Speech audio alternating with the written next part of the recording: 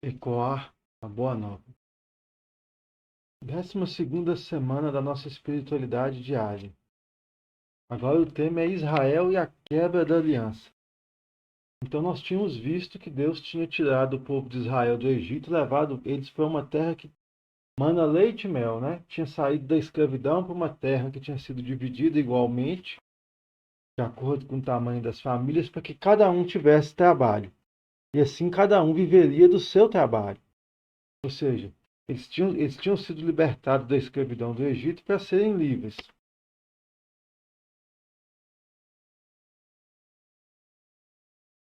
Então, primeiro nós vamos ver um pouco da dinâmica do pecado, com o primeiro assassinato, que é Caim matando Abel. O Senhor disse a Caim: Por que você está enfurecido e anda de cabeça baixa? Se você agisse bem, andaria com cabeça erguida. Mas se você não age bem, o pecado está junto à porta, como fera acuada, respeitando você. Por acaso será que você pode dominá-lo? Então Caim e Abel eram dois irmãos, cada um ofereceu ofertas a Deus. E Deus gostou mais da oferta de Abel do que da de Caim. E Caim começou a ficar com raiva do irmão dele, por conta disso, né? Com raiva, com inveja. Então Deus disse para ele: Olha o que passa aí pela sua cabeça. Se você ficar alimentando isso aí, logo isso vai virar um pecado. Logo você não vai conseguir controlar esse sentimento ruim que você está alimentando. Entretanto, Caim disse a seu irmão Abel: Vamos sair? E quando estavam no campo, Caim se lançou contra o seu irmão Abel e o matou. Então o Senhor perguntou a Caim: Onde está seu irmão Abel? Caim respondeu: Não sei. Por acaso eu sou o guarda do meu irmão? O Senhor disse: O que foi que você fez? Ouço o sangue do seu irmão clamando da terra para mim. Então, Caim não escuta Deus. Ele sai e mata Abel, né? E Deus pergunta para ele: Cadê o seu irmão? E ele responde: Eu lá que sei, eu sou guarda do meu irmão. Então a pergunta de Deus já tem uma coisa implícita, né? Realmente, Caim era responsável pelo irmão. Todo mundo nós somos responsáveis uns pelos outros, né? A resposta de Caim já é uma resposta que vai contra os planos de Deus, né? Porque nós somos responsáveis uns pelos outros. Nós devemos nos ajudar. Então, Deus disse para Caim, né? Por isso você é amaldiçoado por essa terra, que abriu a boca para receber de suas mãos o sangue do seu irmão. Ainda que você cultive o solo, ele não lhe dará mais o seu produto. Você andará errante e perdido pelo mundo. Caim disse ao Senhor: Minha culpa é grave e me atormenta. Então, no final, Deus disse para Caim que aquele pecado era uma maldição sobre ele, né? E Caim sente a gravidade do que fez e o tormento que é o pecado. O tormento que o pecado causa na alma de uma pessoa. Então, a dinâmica do pecado é assim. A gente não simplesmente peca. Antes de pecar, antes de fazer algo mal e errado, a gente alimenta aquilo no coração. Então, seja do pecado, seja para a virtude, a gente cresce aos poucos e alimenta no coração. De acordo com o que a gente alimenta no nosso coração, nós agimos. Então, nós temos que estar atento ao que passa pelo nosso coração. Porque todo mundo pode sentir, no momento, raiva, quando algo injusto ocorre ou quando algo que não gosta ocorre. Mas nós somos responsáveis pela maneira como lidamos com as situações. Se nós alimentamos raiva, ódio e praticamos o mal contra o próximo, aquilo é um pecado. Então, quando algo ruim acontece, o melhor a fazer é colocar nas mãos de Deus e tentar ter uma vida tranquila. Então, a reforma dos costumes. Eis o que diz o Senhor dos Exércitos, o Deus de Israel: Reformai vossos procedimentos e a maneira de agir, e eu vos deixarei morar neste lugar. Não vos, não vos fieis em palavras enganadoras semelhantes a essa: templo do Senhor, templo do Senhor. Aqui está o templo do Senhor. Então, o que Deus está dizendo aqui para o povo? Que é para reformar a prova, o modo de agir, para não confiar no fato de simplesmente ir no templo. O templo estava lá em Jerusalém. Mas não confia só em ir no templo. Só ir no templo não tem sentido se você não tem um comportamento adequado, né? Então, continuando. Se reformardes vossos costumes e modo de proceder, se verdadeiramente praticardes a justiça, se não oprimir o estrangeiro, o órfão, a viúva, se não espalhardes neste lugar o sangue inocente, e não correres para as vossas desgraças, atrás dos deuses alheios, então permitirei que permaneceis neste lugar, nesta terra que dei a vossos pais por todos os séculos. Ou seja, o lugar que ele está falando é a terra de Israel, né? Se eles não praticarem justiça, se eles não oprimirem quem está em situação frágil, se não matarem, Deus vai prover que eles continuem naquela terra. Vós, contudo, vós fiais em fórmulas enganadoras, e de nada vos servirão. Roubais, matais, cometeis adultério, prestais juramento falsos, ofereceis incenso a Baal e procurai deuses que vos são desconhecidos. E depois vindes apresentar-vos diante de mim nesta casa em que vos foi invocado o meu nome, e exclamais: estamos salvos, para em seguida recomeçar a cometer todas essas abominações. E por acaso os vossos olhos é por acaso a vossos olhos uma caverna de bandidos esta casa, que meu nome foi invocado? Eu também o vejo, oráculo do Senhor. Então Deus está dizendo, né? Roubais, matais, cometeis adultérios, jurais falsamente, ofereceis incenso a outros deuses, né? Baal é outro deus. E confiais que só de ir no templo as coisas vão ficar boas para vocês? Não. Ir no templo, ir na igreja, no nosso caso, aos domingos, e todos os domingos à missa, não é porque achamos que isso basta. Isso tem sentido se eu vivo uma vida com Deus. Antes disso, vem os mandamentos, vem a obediência, vem o amor ao próximo, vem tratar as pessoas corretamente, senão, e a missa é vazia. É isso que Deus está dizendo para o povo de Israel. E no templo e fazer tudo que é mal é vazio. Vocês se enganam achando que no templo vai dar alguma segurança para vocês se vocês não se comportam bem. Eis o que diz o Senhor dos Exércitos, o Deus de Israel: amontoais holocaustos e sacrifícios, e deles comeis a carne. Portanto, não falei a vossos pais, e nada lhes prescrevi a respeito de holocaustos e sacrifícios no dia que os fiz sair do Egito. Foi essa a única ordem que lhes dei: escutai minha voz, serei vosso Deus, e vós sereis o meu povo. Segui sempre a senda que vos indicar, a fim de que sejais felizes. Eles, porém, não escutaram, nem prestaram ouvidos, seguindo os meus conselhos, seguindo os maus conselhos de seus corações empedernidos. Voltaram-me as costas em lugar de me apresentarem seus rostos. Então, quando Deus fez eles saírem do Egito, no Monte Sião, eles receberam os 10 mandamentos. Os 10 mandamentos prescreviam que fossem fiel a Deus e prescreviam, sim, um dia de descanso, né? No caso dos judeus, o sábado, um dia de descanso e oração. Mas os sacrifícios, o rito no templo, ele foi prescrito depois, quando Arão e seus filhos foram feitos sacerdotes, foram feitos juntos, sumos sacerdotes, junto com os levitas, que foram feitos sacerdotes. Então, o que Deus está dizendo? A primeira coisa que ele prescreveu foi os 10 mandamentos. Os 10 mandamentos é para que as pessoas vivam bem, para que respeitem o próximo. Sigam o que eu prescrevi primeiro. Primeiro foram aquelas ordens: tratar corretamente o irmão, viver cada um do seu trabalho. Foi isso que ele prescreveu primeiro. Depois veio o rito. Então, Isaías, a vinha de Deus, no terceiro dia, né? Cantarei em nome do meu amigo um canto de amor para a sua vinha.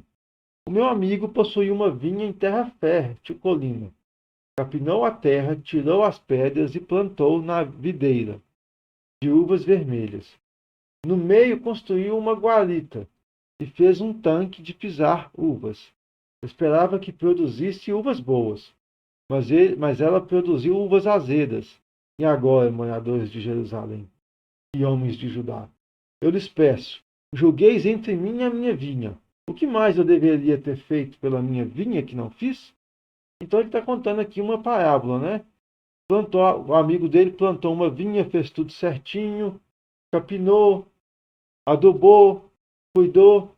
E em vez de vir uvas boas, vieram uvas azedas. Então o que ele poderia ter feito a mais, né? Aí continuando. Porque esperei que desse uvas boas e ela me deu uvas azedas? Pois agora vou dizer o que farei com a minha vida. Vinha.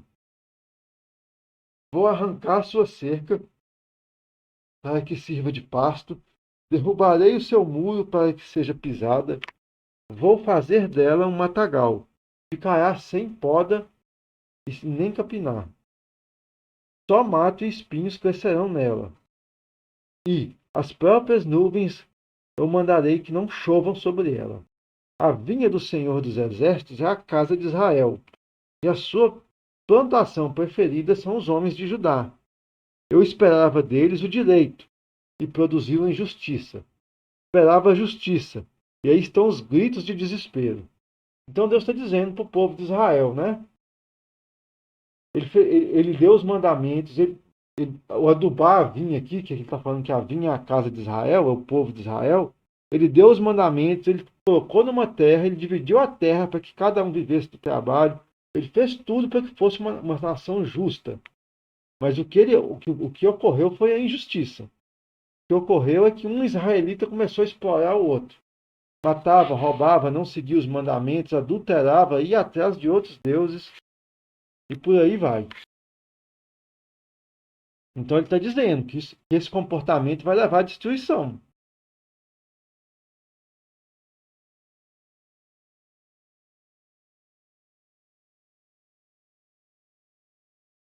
Deus questiona a infidelidade de Israel. Então Deus vai comparar agora Israel a uma mulher que foi pega, que estava numa situação ruim de pobreza, casou com um homem, foi toda arrumada, enfeitada, toda bem cuidada, e depois o traiu, né?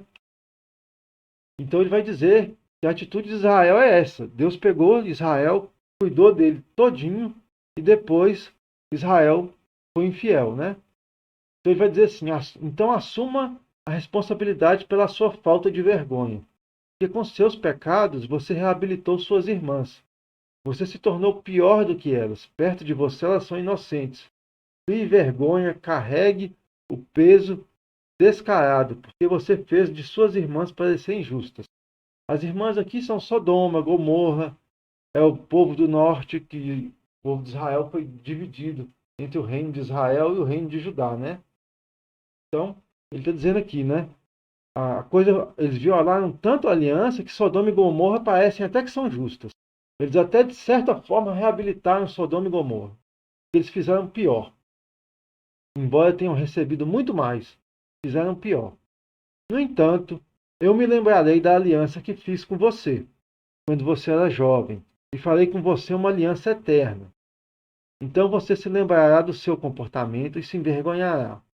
Quando você acolher suas irmãs mais velhas e mais novas, pois vou dá-las a você como cidades dependentes.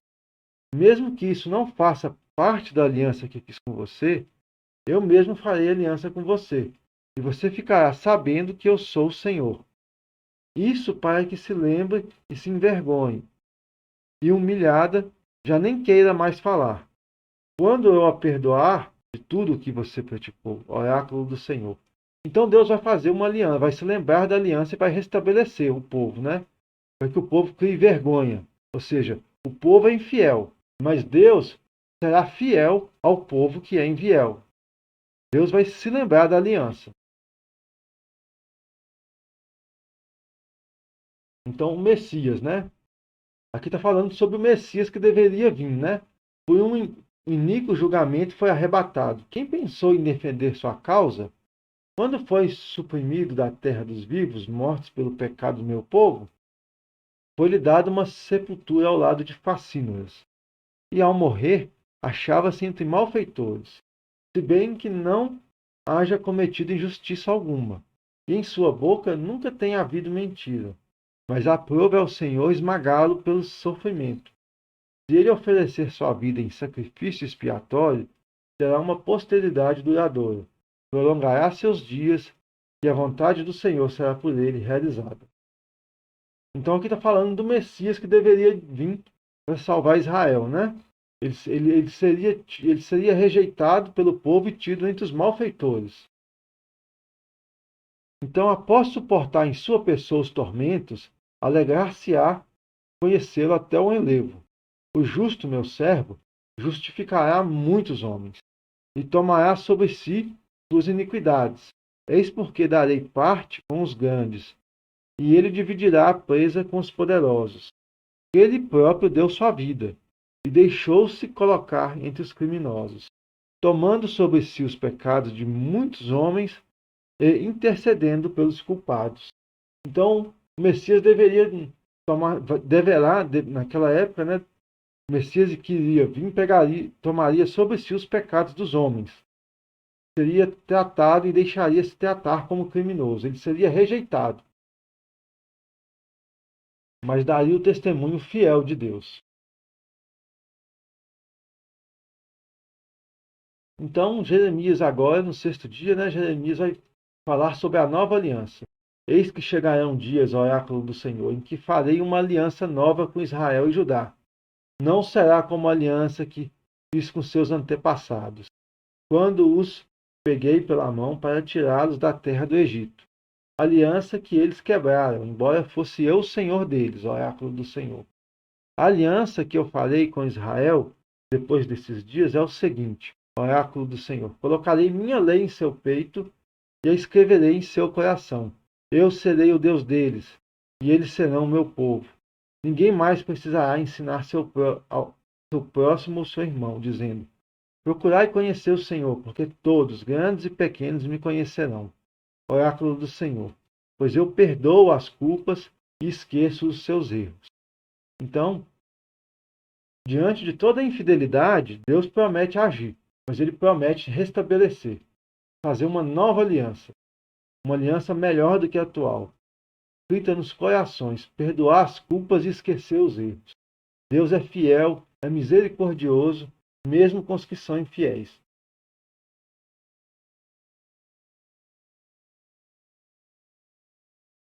Então agora vai falar da situação agora vai falar do motivo pelo qual, por exemplo, Israel foi deportado na Babilônia. Eles tinham saído do Egito e eles tinham saído da escravidão no Egito e Deus os levou para a terra de Israel, que era Canaã na época, né? Para que cada um vivesse do seu trabalho e vivessem livres, né?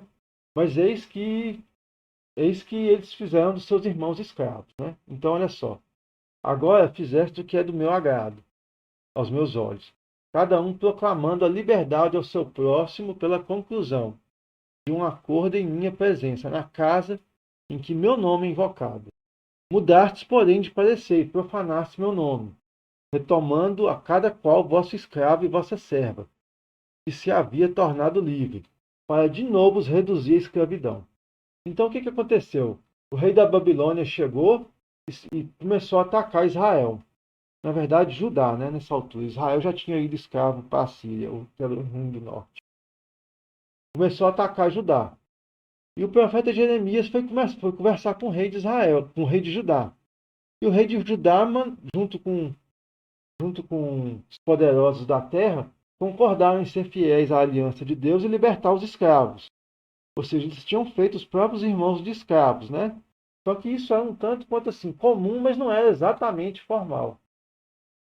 Então, como eles libertaram os escravos, e Deus queria que todo mundo vivesse livre e vivesse do seu trabalho, Deus afastou o rei da Babilônia de perto deles.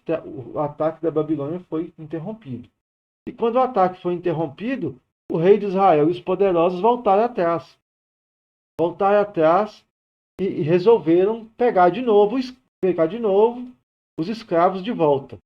Fazer os irmãos deles, né, que é o mesmo povo, escravos de novo. Então, assim, eis o que diz o Senhor. Assim como não me haveis obedecido no que tange a proclamação da liberdade de vossos irmãos, vou por minha vez proclamar a vossa volta a espada, a peste e a fome, transformando-vos em objeto de espanto para todos os reinos da terra. Os homens que violaram minha aliança e não observaram as cláusulas de acordo celebrado em minha presença, vou tratá-los como touro, que cortaram em dois para passar entre as duas metades. Os chefes de Judá e de Jerusalém, os eunucos, os sacerdotes e toda a gente da terra, que passaram entre as duas partes do touro, eu os entregarei aos seus inimigos. E aqueles que lhe procuram tirar a vida, e os seus cadáveres servirão de pasto às aves do céu e aos animais da terra. Quanto a Sedecias, rei de Judá, eu entregarei juntamente com seus príncipes aos inimigos e àqueles que lhes querem tirar a vida, ao exército do rei da Babilônia, que de vós se apartou. Então ele está dizendo, né, o rei da Babilônia vai voltar. E como vocês fizeram seus irmãos escravos, vocês vão morrer vocês vão ter que enfrentar de novo a guerra e vão terminar sendo derrotados. Por que Deus permite isso? Por que Deus permite as tragédias desse mundo? Porque senão o coração do homem se endurece e ele não escuta mais.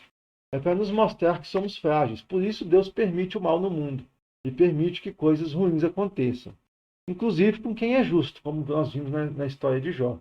Aos justos, para que cresça, para que amadureça na fé e para que dê bom testemunho. E aos injustos, para que vejam a própria fraqueza. Mas a todos nós, o mal nos educa. O mal nos educa quando vemos a consequência que é não seguir o plano de Deus. Então, uma nação que faz o próprio povo de escravo, ela é fraca. Quem quer defender uma nação assim? Ela termina sendo derrotada. Ela é uma sociedade fraca. E o rei e Judá vai cair. Tanto Israel caiu quanto Judá vai cair. Por quê? Porque quiseram fazer os irmãos de escravo. Eles foram para aquela terra libertos da escravidão no Egito. E quando chegou o momento em que eles fizeram os irmãos de escravo e ratificaram essa escravidão como algo correto, Deus permitiu que a Babilônia viesse e os levasse embora cativos. Para quê? Para que eles vissem a própria fraqueza e pudessem depois voltar. Deus já havia prometido que depois iria trazê-los de volta. Mas eles precisavam passar por aquela humilhação, por aquela vergonha, para caírem na realidade e para voltar à fidelidade. Então agora, no sétimo dia, nós vamos ver as regras de discernimento espiritual, que é como nós caminhamos na nossa vida espiritual. Então, as pessoas que vão de pecado mortal em pecado mortal, costuma ordinariamente o inimigo propor-lhes prazeres aparentes, fazendo-lhes imaginar deleites e prazeres sensuais, para mais as conservar e fazer crescer em seus vícios e pecados. Com estas pessoas, o bom espírito usa o modo contrário. Unge-lhe e remoe a consciência pelo instinto da razão. Então, quando uma pessoa está sempre em pecado mortal, como que a tentação atua? Faz ela imaginar e desejar aquele pecado, né? Seja que tipo de pecado seja roubar, seja matar. É aqui a história de Caim e Abel, né?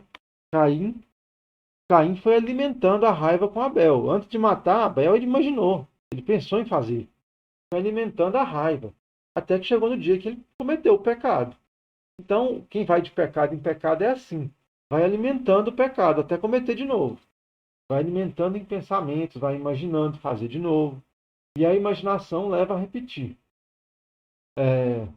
Santo Inácio, quando caiu doente, né? Nós já falamos da história dele.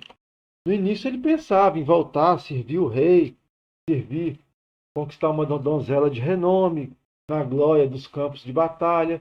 Ele viu que esses desejos que ele tinha no coração, quando ele ficava alimentando eles, quando ele parava, ficava um vazio, né? E quando ele pensava no serviço de Deus, a vida dele ficava preenchida. Então é assim que funciona na nossa vida espiritual. Aqui é a segunda regra. Nas pessoas que vão intensamente se purificando de seus pecados e subindo de bem e melhor no serviço de Deus Nosso Senhor, o modo de agir é contrário ao da primeira, porque então é próprio do mau espírito morder, entristecer e pôr impedimento, inquietando com falsa razão, para que não se vá para a frente, é próprio do bom espírito dar ânimo, força, consolação, lágrima, inspiração e quietude, facilitando e tirando todos os impedimentos para que ande para diante da prática do bem. Então, quando a pessoa vai se purificando, né, no processo de purificação, Deus então vai dando força, ânimo, os pensamentos do serviço de Deus vão enchendo de ânimo. E como que o inimigo atua? Atua tentando entristecer, né? Quantas vezes a pessoa pensa assim, mas por quanto tempo eu aguento ser fiel a Deus? Eu não aguento ficar sem isso. Eu não aguento ficar sem aquilo. Esse desânimo, essa coisa que o inimigo tenta colocar, enquanto Deus dá ânimo. Quando a gente vai se purificando, então, Deus vai dando ânimo. E o inimigo vai tentando fazer, vai falando que a gente não consegue muito tempo viver naquela situação. Mudar de vida e ser correto. Quanto tempo você aguenta, né? Então é assim. Então agora a terceira regra é o que a gente chama de consolação espiritual. Consolação espiritual é quando na alma se produz uma moção interior com a qual a alma se inflama de amor pelo Criador e Senhor. E também quando derrama lágrimas e move amor ao seu Senhor, quer seja pela dor de seus pecados ou pela paixão de Cristo nosso Senhor, quer pelas coisas diretamente ordenadas a seu serviço e louvor. Finalmente, a consolação espiritual é todo aumento de esperança, fé e caridade, e toda alegria interior que chama e atrai as coisas celestiais e a salvação de sua própria alma, aquietando-a, pacificando-a em seu Criador e Senhor. Então, o que é consolação espiritual? É quando nós temos ânimo e nos aproximamos de Deus e do seu serviço, né? Então, é quando aumenta em nós o amor por Deus, a fé, seja porque pensamos na paixão de Cristo, seja porque nos arrependemos do nosso pecado e sentimos dor por ele. Isso é a consolação espiritual. A consolação espiritual é quando eu sinto essa graça de aumento de amor, de fé, de esperança, essa graça da proximidade por Deus. Então, quando a gente está em vida de oração, às vezes a gente sente momentos de consolação espiritual. Mas não só consolação. Santo Inácio vai falar que a gente também sente desolação espiritual. Então, o que é a desolação espiritual? Desolação é todo o contrário da consolação. Como que obscuridão na alma, perturbação, inclinação a coisas baixas e terrenas, inquietação proveniente de várias agitações e tentações que levam à falta de fé, falta de esperança, falta de amor, achando-se a alma toda preguiçosa, tíbia, triste, e como que separada de seu Criador e Senhor. Porque assim como a consolação é contrária à desolação, da mesma maneira os pensamentos que provêm da consolação são contrários aos pensamentos que vêm da desolação. Então, desolação é quando eu não sinto mais aquele amor, aquele fervor, mas a alma fica como que obscurecida, né? Você não sente mais a presença de Deus, aquele amor por Ele, aquele fervor. E muitas vezes vem também a inquietação, o nervosismo, aquele sentimento de estar sozinho, aquela inquietação e as tentações e agitações. Então a desolação espiritual é o contrário da consolação. Todo mundo tem momentos de consolação e desolação na vida. Como nós vamos ver aqui a seguir, o importante é nós prestarmos atenção como eles acontecem e por que acontecem. Mas é normal termos momentos de consolação e desolação, inclusive na vida dos grandes santos. Mesmo quando eles crescem muito no serviço de Deus, eles têm momentos de desolação, que eles não sentem a presença de Deus. Nós vamos ver por que adiante. Então, olha só, quanto à desolação, tem 3 causas pelas quais nós podemos cair em desolação, ou seja, tem 3 causas pelas quais nós podemos perder aquela graça de aumento, que nós podemos ter obscuridão na alma, não sentir fé, nem a presença de Deus, nem o amor dele. A primeira é por culpa nossa, porque nós somos tíbios, preguiçosos, negligentes em nossos exercícios espirituais, e assim, por nossas faltas, se afasta de nós a consolação espiritual. Ou seja, às vezes a gente cai em desolação espiritual porque nós não rezamos, não fazemos o serviço de Deus e caímos e vamos fazer coisa errada. Então, se a gente faz coisa errada, peca, a gente cai em desolação. A gente apaga-se da nossa alma aquele brilho. Então, o primeiro motivo pelo qual a gente pode estar desolado é por culpa nossa. Mas não só por culpa nossa. Segundo motivo, para nos mostrar de quanto somos capazes e até para nos alargarmos no seu serviço e louvor, sem tanto dispêndio de consolações e grandes graças. Então Deus, muitas vezes, ele tira aquela presença na alma, aquela força que a gente estava, aquela sensação da presença dele, não porque nós erramos, mas para que a gente veja o quanto nós progredimos. E, de certa forma, também para nos provar, como aconteceu com Jó. Jó não fez nada de errado e coisas ruins aconteceram com ele. Então é um momento para que nós cresçamos. Então o segundo motivo é isso, né? Tem a ver com o nosso crescimento. Tem aquela consolação que a gente veja que ainda sobrou graça suficiente para ser fiel a Deus.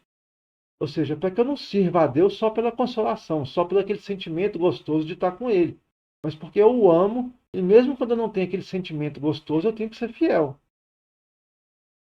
Então, o terceiro motivo para sermos, para nos dar verdadeira informação e conhecimento com que sintamos internamente que não depende de nós vir ao conservar grande devoção, amor intenso, lágrima e nenhuma outra consolação espiritual, mas que tudo é dom e graça de Deus nosso Senhor, e para que não façamos ninho em propriedade alheia, elevando nosso entendimento a alguma soberba ou vanglória, atribuindo a nós a devoção ou as outras formas de consolação espiritual. Ou seja, o terceiro motivo é para que Deus nos mostre a nossa fragilidade.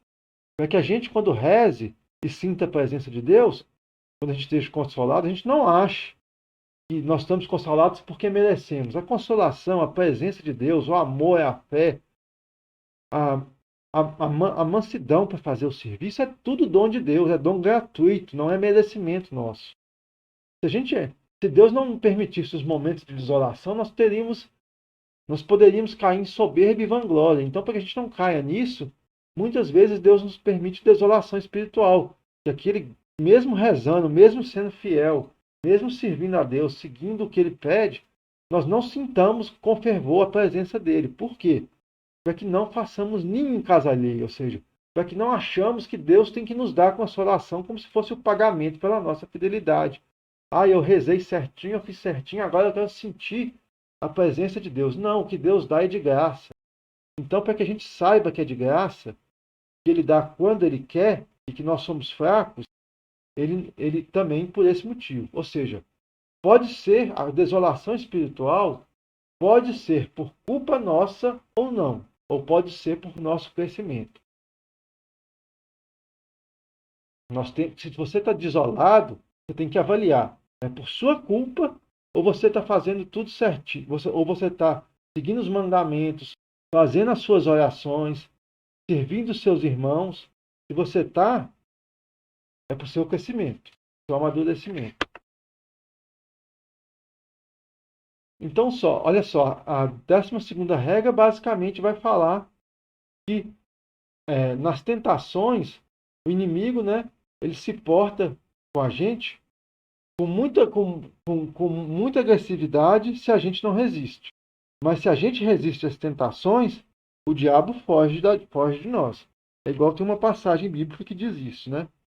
Então, no momento da tentação, nós temos que resistir. Se a gente não resistir, não olhar de frente à tentação e saber que temos que continuar o caminho com Deus, nós vamos cair. Então, a 14ª regra, o inimigo comporta-se também como um chefe militar, para vencer e roubar o que deseja. E assim como o capitão e chefe de um exército, em campanha, depois de assentar arraiais, examinar as forças ou disposições de um castelo, o combate pela parte mais fraca, da mesma maneira o inimigo da natureza humana, fazendo a sua ronda, examina todas as nossas virtudes, teologais, cardeais e morais, e por onde nos acha mais fracos e mais necessitados para a nossa salvação eterna, por aí nos ataca e nos torna e nos procura tomar. Então, nós somos tentados naquilo que somos fracos. Cada um é fraco numa coisa. Cada um veja no que é fraco, qual a sua fraqueza. O inimigo da natureza humana é como um chefe militar, ele procura a nossa fraqueza quando vai atacar. Então cada um é tentado naquilo que é fraco. Se você vê o seu irmão caindo numa coisa, fala assim, nossa, que bobagem. Pensa o seguinte, aquilo que para ele é uma fraqueza e para você é uma bobagem, às vezes aquilo que você cai, o seu defeito, para ele é uma bobagem e para você é uma fraqueza. Ou seja, cada um é tentado naquilo que é fraco. Cada um tem a sua fraqueza.